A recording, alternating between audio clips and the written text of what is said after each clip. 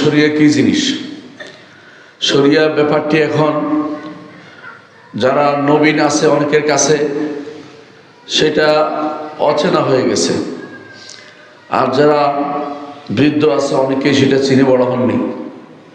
এর অর্থ হচ্ছে আল্লাহর শরীয়ত আমাদের কাছে উপেক্ষিত হয়ে গেছে, অথচ আল্লাহ তাআলা তার নবীকে বলছেন সুম্মা জাআলনাকা আলা শরিয়াতিন মিনাল আমরি, হে নবী আপনাকে আমরা এরপরে শরীয়তের উপর রেখেছি।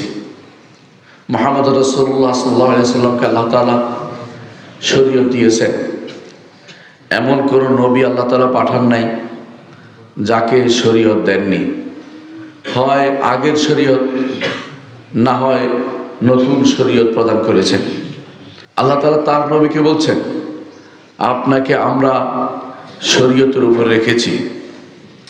শরিয়া শব্দের অর্থ হচ্ছে প্রকাশ্য পথ। শরিয়া শব্দের অর্থ হচ্ছে এমন ঘাট যেই ঘাটে নামলে পানি পান করা যায়। জীবন এমন একটি ঘাট, এই জীবনের পানি হচ্ছে শরিয়া। এই জীবন আল্লাহর বিধান অনুসারে চললে আখিরাতে জান্নাত পেতে হলে এই শরিয়া মেনে চলতেই হবে। আল্লাহর শরীয়তকে যারা মানবে না তারা দুনিয়াতে থেকেও মৃত।